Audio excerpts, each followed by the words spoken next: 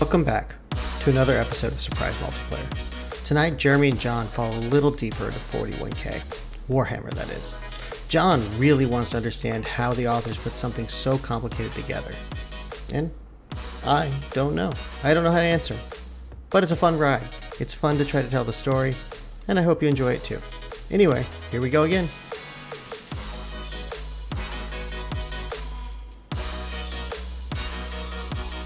So I have so many questions about Warhammer 40K, but it's definitely not about the lore. Like, I understand that the world's really huge.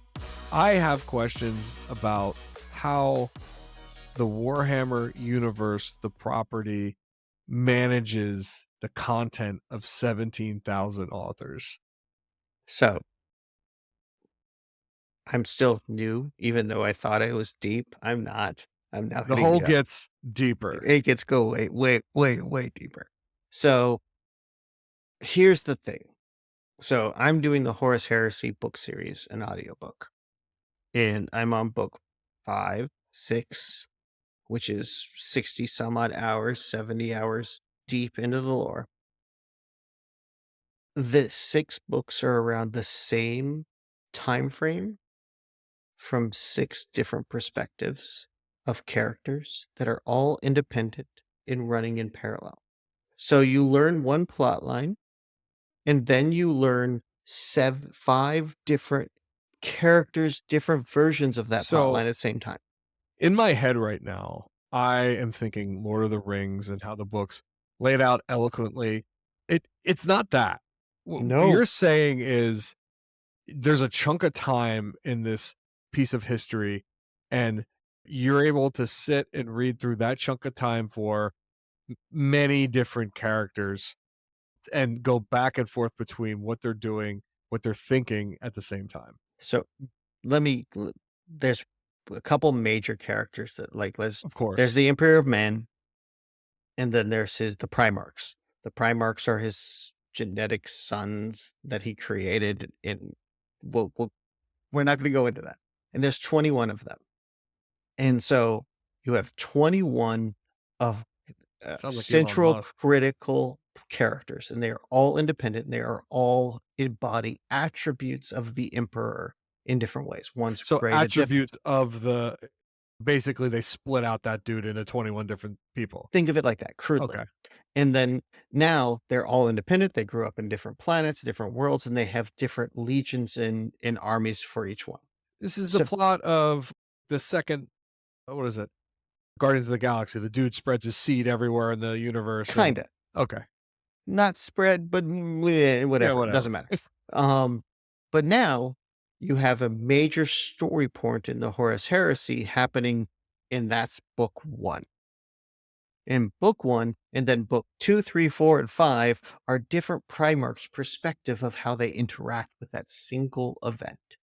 So you have one event with 3 Primarchs happening, that is book 1, and it's setting up the world that's going to happen over 65 books. And then you have 5 of the next books that are happening in relatively close timelines that are all around that same point in time, but happening independently. So imagine having 5 different perspectives of the same event, some of them close together, some of them far, some of them interacting at points where you're like, I know these characters. I remember this from book 1, and they're overlapping. And there's probably around 17 to 30 named people per book. It is ungodly complicated. It's awesome because the story's pretty interesting, but there's so much detail. There's so much to grab onto in different characters, and they're changing and they're developing independently, that you're like, I thought, because you come in contact with one character for a large period of time in book 1, then you get his backstory in book 4, and you learned how he became that way and how he changed to become that, and then you see that outcome from book 1. So it's just so intriguing to see it weaved and interconnected. I can see how I don't know how I could consume this. It For me, I'd have to consume it in a way that makes sense from the narration perspective. I don't Yes, it's internally consistent. So in other Okay, words, you're expected to read book 1, 2, 3, 4, 5, but they build on each other. So they're like adding a new layer of to the to the tapestry of what's going on. So they assume you've read the books before, so they're building upon, but they are also independently developed so that some of the characters have right. their they have their own stories and they are different authors. Different authors for each character? Each book. Oh, wait, so each book has a different author, and they all each author writes about all the characters in their book. Right. Including where they overlap, so they're expected to connect them into the whole lore system. So Holy shit. the authors have to work. I don't know. I have not looked into how they do this. They have to work together. They have Yeah, to so plan this. basically, you probably have 3 or 4 people that you're in contact with throughout the year, and you're just like we in software development might go and meet up with our teams, they probably go out to some fucking hotel in the middle of nowhere They and have plan to. out their They have to. The fuck. But the other thing about that's interesting about 44K lore is that nothing is true. It is lore, it is ancient history, and it is fragmented over thousands and thousands and thousands of years.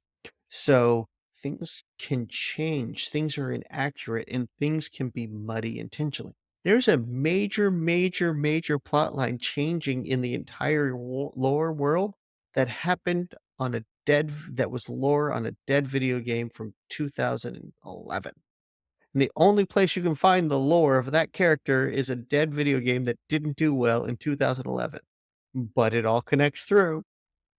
It is a fucking quagmire of interesting, hard to solve I weirdness. yeah, I could see how this just becomes a huge jumbled mess.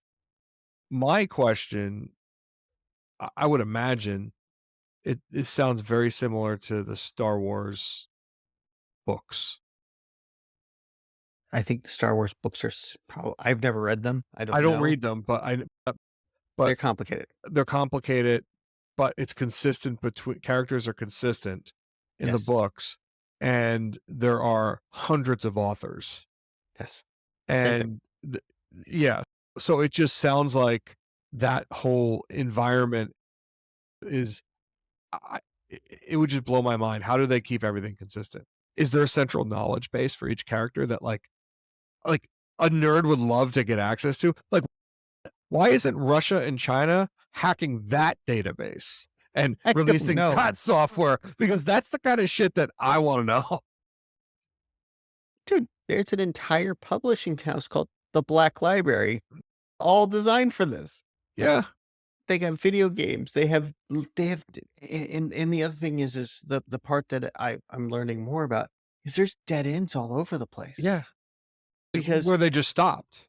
well, not only they stopped, and then they rewrote history and they go like, well, Oh, that that's even wasn't crazier. so there's and they go like, nope, that was all lies. Retcon it. They retcon the whole fucking thing and go like, sorry, that turned out to be a lie. That's probably when they fire someone. They just do that. You know I what I don't mean? They're know. just like, "Fuck you. You don't want your 3%? Fired you. We're gonna retcon your whole fucking like insult to injury." That I is mean, crazy. So obviously you're in it for the content. What interests me now, and it's which a is why we're process. doing is the process. Like, how the hell do you manage all those authors? I don't know. I don't I know how would yeah. how There's a cottage industry just trying to keep up with this. yeah. So think about this. So I've never actually thought about this. I would imagine Marvel has the same problem. Smaller. Of course, it's smaller. But is it Yeah. though? Now with like scripts and movies and video games? They probably don't they're not trying to keep as strong consistency, and that's why it's not the same. I don't think lore wait. I actually think the part that makes it harder is Warhammer 40K doesn't try to keep consistency at all, except for it's got goes back for 35 years, and they are and literally nothing is sacred. Imagine that. The things that you know Is it besides the basically just a bunch of nerds that are writing? I think so. I Basically, really think so. It's then like, maybe they're pen "Yo." pals. Did this start on a BBS? No, it started before that. I mean, this is it's a Yeah, were miniature they game. just but the lore people, were they just, like, trading notes between each other? Like, I don't know. You wanna find somebody to interview? I wanna interview somebody yeah, that can tell me the process behind the lore. That that would is be amazing. fascinating because I've not been able to find it online, and I've looked. I have looked, and there's thousands of videos. There's an entire subgenre which I've been watching I hours and hours of I don't believe YouTube videos. like, I think we should just pay $50, find out an author's address, call them, and say, "How do I wanna write for Warhammer, how does that" let's just cut away through the Yeah, Google search part. We should just interview an author. I'm sure we can find one. But Black Library's got them all listed. but it's like, what would be madness is if every author keeps their own note. I don't know if I'm gonna give it a 50-50 chance of being true. I think it might be true. Could you imagine? It could. Could you imagine if the authors kept all their notes and then one author dies? And so basically now you have to, if you want to continue that arc or that character, you have to go read all the authors written, which you probably were doing already. And then you have to compare all of his notes. It's like the worst fucking thing ever. Alright. I wanna see a timeline. I wanna see a diagram of this I feel universe. like we should sell them software. I'd be like, hey, I'm just gonna, I'll just get a couple of ghost blogs. Like, or I'll resell Notion to you. I don't think Notion's gonna be up to the task. Probably not. No. Well, especially if the retcon stuff is because you still need to linearly be able to follow everything. And there's subgenres. There's Warhammer crime stories. There's Warhammer horror stories. That's It's even crazier. it's So like people, so basically, so this is what this sounds like. It's this website, erotic like writing where people write their own stories yeah. about things. It sounds like almost that like they're like, hey, you want to write in the universe? No, take this quick online course and we'll pay you like $5 a script. Because can you imagine writing a crime story about some third character met in oh, yeah. I, I I imagine it's super interesting, but if there's that many authors, like how big is this market? I don't know I don't know. The market's obviously big 15,000 enough. authors. What's the name of the organization? I don't know the exact number of authors. There's a Sick. lot. But I mean, there's but the other thing is there's 2 things. There is lore and there's uh, what's the name? Games Workshop who owns the IP. Right. And then the line between lore and fan fiction, I don't know where it is. Yeah. To me, it sounds brilliant, by the way. You could have just deputized a bunch of people writing fan fiction and they probably would have loved you for it. Ah, I think they did. That might be what they did. They might have been like, hey, we could suck some revenue out of these guys. There's entire major characters that have disappeared for years, and they were loved and beloved by people in the lore and in the game, and then they started showing up again, and the whole story of how this happened is literally causing chaos for the fan fiction guys because 'cause they're like, "No, that's not what we've been writing," and you have these entire parallel universes. That's fucking crazy. It's pretty awesome. I do think, be considering how much you like to enjoy fiction, and, Yeah. like, you tell me you like, "Hey, I like the audiobooks." The audiobooks are high quality. They tell a relatively good story, um, but they build on each other relatively well, particularly in the Horus Heresy, that I'm like, "Oh, yeah, no. We're gonna have another person sucked into this lore. They're fucked." Maybe. The problem with me is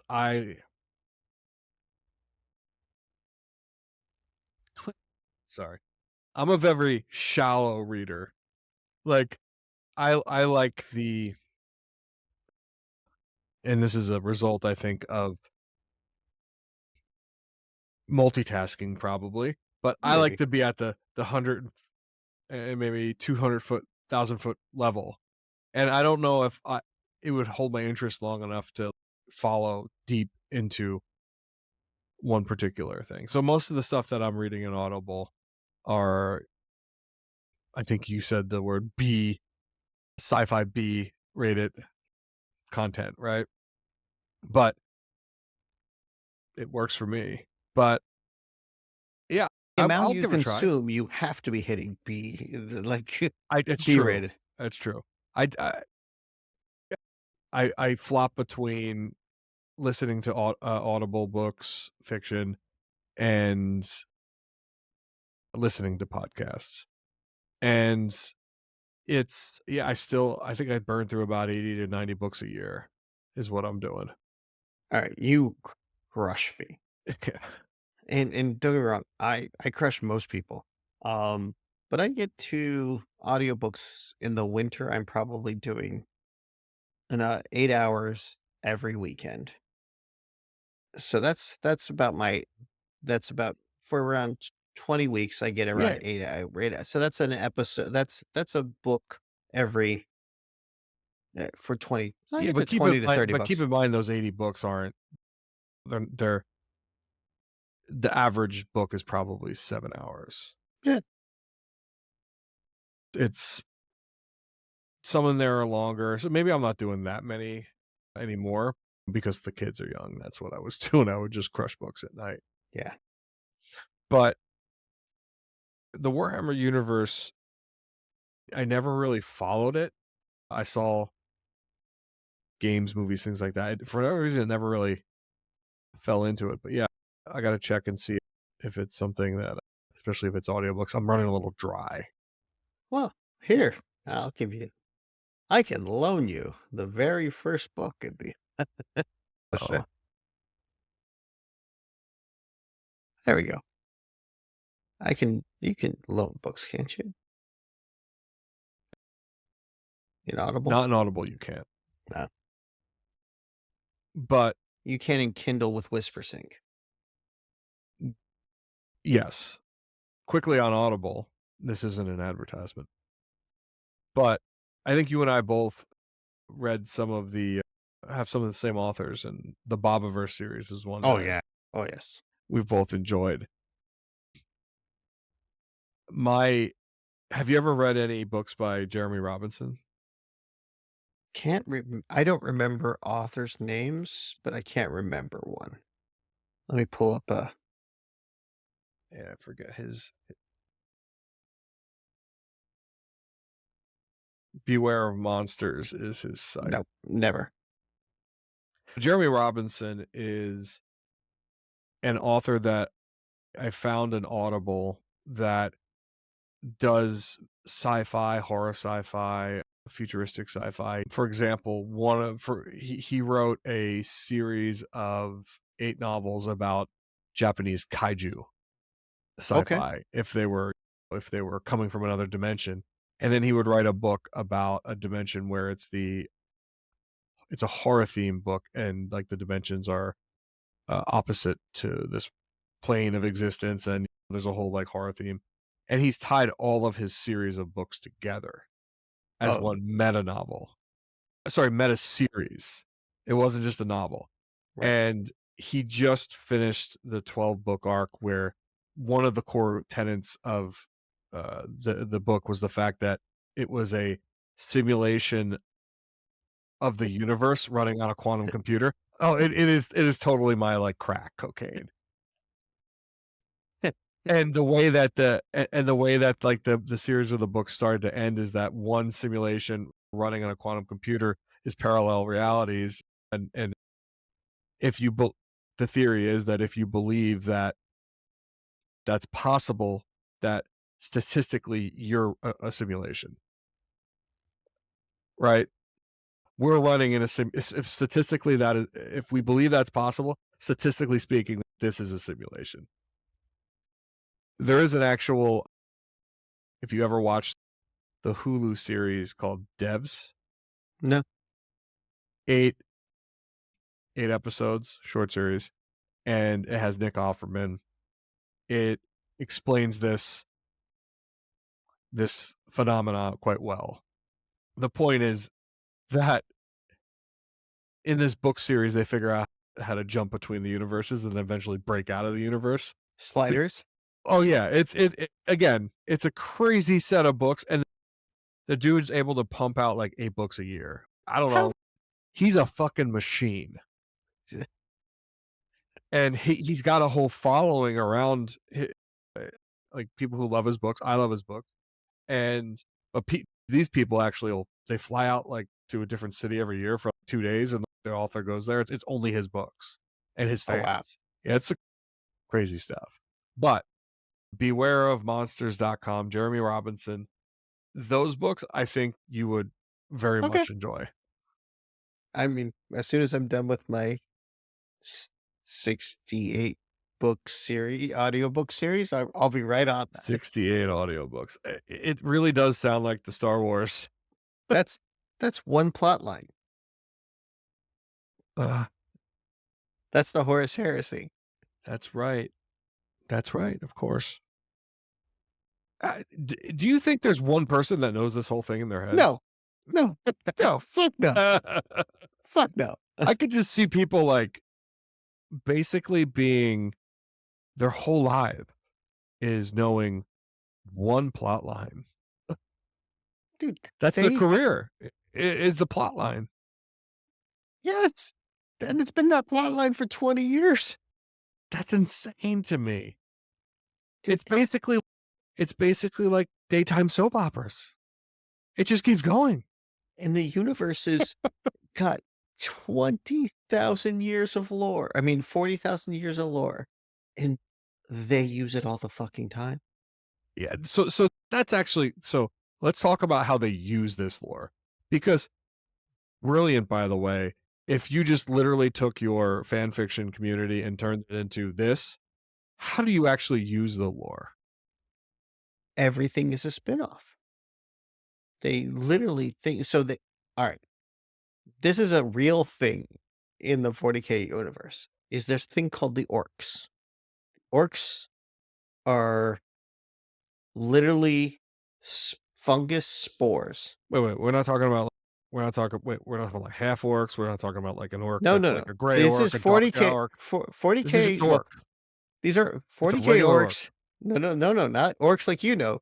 They are a fungus beast that are breed, and you can't kill them, and if you do, So they come back. they took the name orc and applied it to a completely different beast. Yes, and they have a psyker ability where if they believe it's true, it is true. So they have a belief. Wait. If it's red, it goes faster. If it's blue, it can take more damage, and So yellow this makes is like bl alignment. So basically, it's like neutral. It's a gradient, a way that a statistic in the character no, sheet. no. If they believe it, it is true. They What does it? make What no, does that no. mean? That means that they are so you're looking for logic. There's nothing that applies true with logic. All so number one, first thing to know about the orcs is they live to kill things. That is it. They go to war. So that's their That core purpose. that is their only purpose. Okay. And they are very hard to kill because they're technically a fungus. They are not anything else.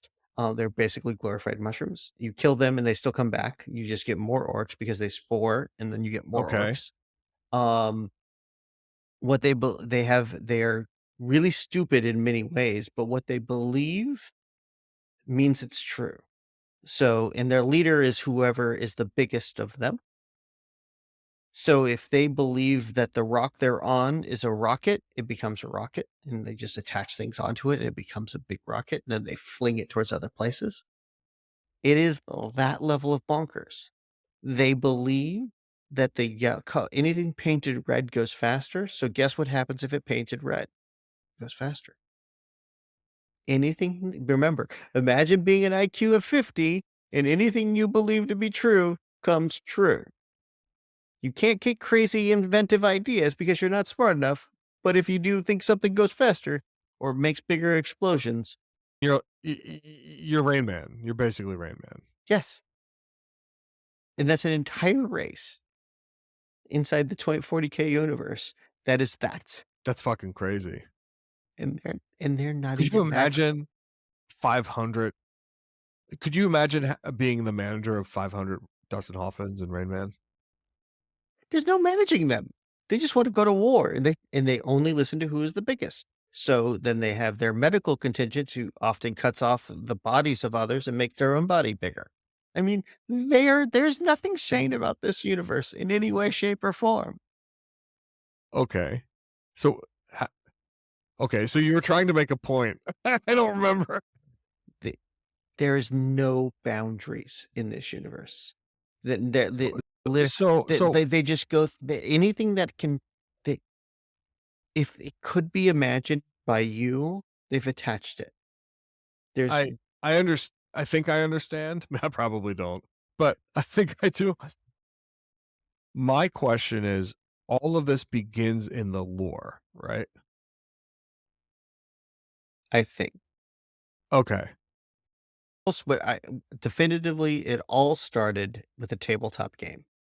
Okay, so there was probably some set principles that, but let's say the lore drives the current progress of the story, right? Yes.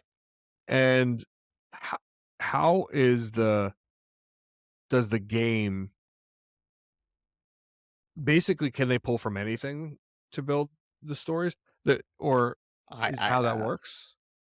right now, I have not That's seen an amazing anything. fucking hustle if they basically took their fan fiction group and they turned it into like content generators I, and they send them residuals. I, I don't think anything's out, and they even introduce new races that are taking over the galaxy from the outside recently, and like I just think it's just how many things can you add on? Like from a business perspective, it is infinite possibility. So I have two questions, really only two, not really. The two questions will probably generate more questions. The first is, I would really like to know the 15-year average age of the writers. And I want to know if that average age has stayed consistent or if it's basically tracking effectively the beginning, the age of 20 years old and then tracking 35 years back when it started. Because if the answer is that it is basically, if Are you talking about a meta lore about the age and the lineage of the authors of the lore of 40K? no, what that would be hilarious. And honestly, you could probably tie it back to another race I that's bet doing you it. can. It's Oh, to, oh to no. change the lore. And do you know what point in time they did that? Because they might have done it already.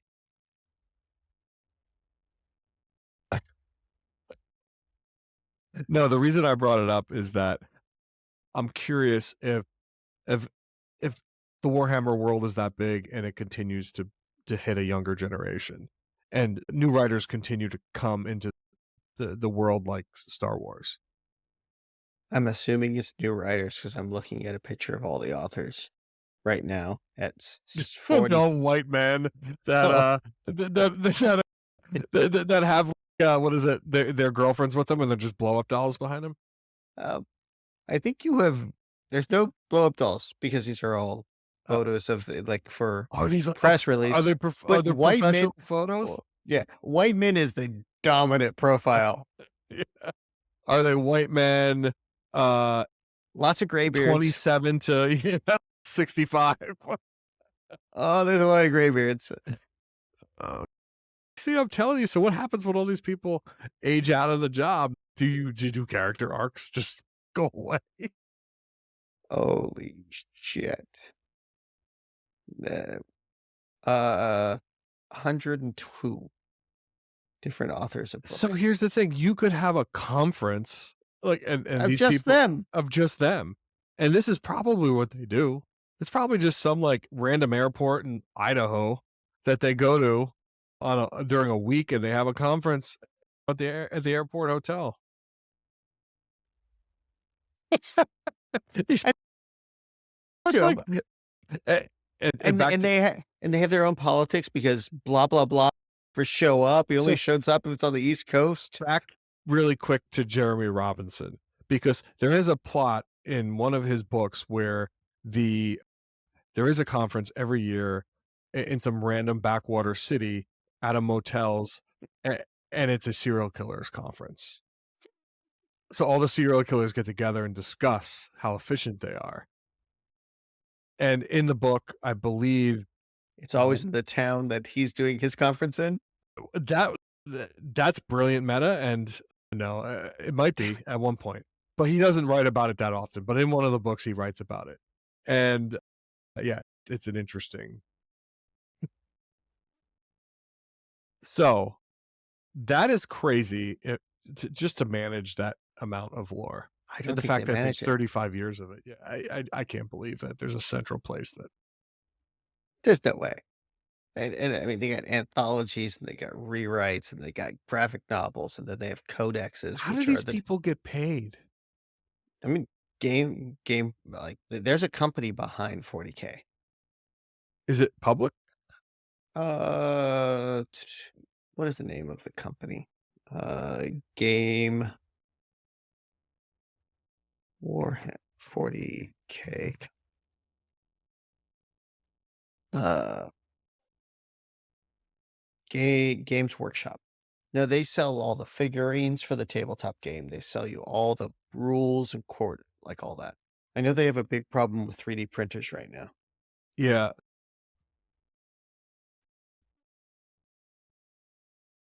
Yeah, the Games Workshop. Game Workshop. Games, yeah. Yeah.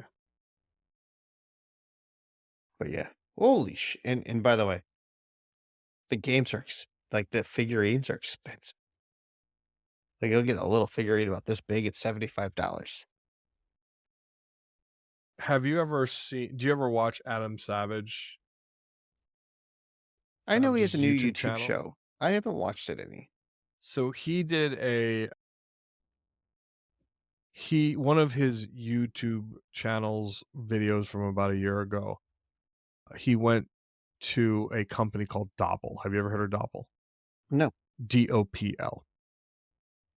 It is a company that takes basically a camera grid array of, I think, 80 Canon DSLR cameras. It takes a high resolution photograph of you, and then they can 3D print Yes. figurines. And I've known of this, but I have not seen it. there is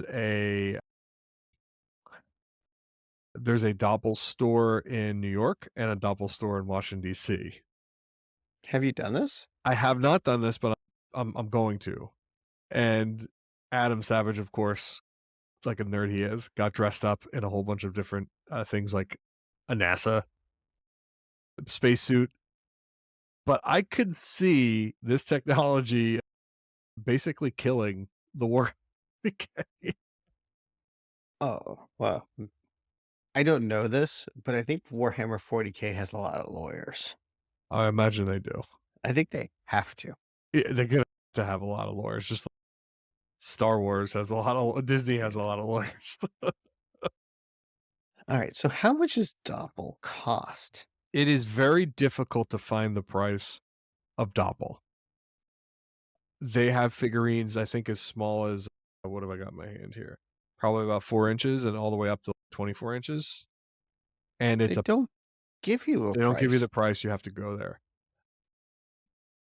on Adam Savage's video, they show you how the Doppel printers, 3D printers actually work. And basically they just pack as many orders as they can into a single image, print them all at once, and then they effectively just peel away each Yeah. thing. It's amazing. And it's exactly how the algorithm should have been written. Smart person. Like, how do I make sure there's no wasted movements and no wasted plastic anywhere? Yeah. It's a really good video, but I think it would be interesting to do a bunch of Doppel figurines. I think we might. Well, I do. On a side tangent, I love your 8-bit AI rendered drawings of me, you, and Ozzy. I think they're better than our the my Mid Journey one that I did. I need to get some higher res versions of those. I went into Dolly and just said, make I think it was a sports logo or sports patch. And then you do everything and then you say, make it 8-bit. And it does a little 8-bit render. Or you tell it to make a podcast logo. I don't know why anyone would ever use 5RR again for graphics design. If this was good enough to do text, it's very difficult for text. They can't do text, but what I do is I say so I've done it with Mid Journey. I go leave a blank plate. Yeah. And that way they try, and then it will create a plate. Then you can go pay somebody $5 instead of $45 or $105 to go put good text over top of that. Yeah. You can pretty much do that yourself too. Like, yeah, I've tried. I suck. I get the color. I'm really bad at it too. But yeah, anyway, the point is that like the things that are the things that are like steampunk or just designs that you would have to pay hundreds of dollars to actually have someone do now. I feel bad for anyone in the graphic arc. Yeah. I don't want to go into AI too much, but I don't want to go into AI either, but yeah, but I think there is an interesting part there where I think that they're going to enable them to do more faster. But I'd much rather hand off some of the creativity work to people that think about that more and come up with unique designs. I think for our stuff, it's great. We don't care. If I was building a brand for Coca-Cola, I'm probably going to use AI and somebody that understands. And so I don't think I think it's going to, yeah. It's a tool to make those people's lives more efficient. Yes. All right. I'm hitting a wall. Yeah, me too. I drank too much. That's all right. That was we had like a good half hour. That was a good session, actually. I like that one because it was more punchy. Yeah, exactly.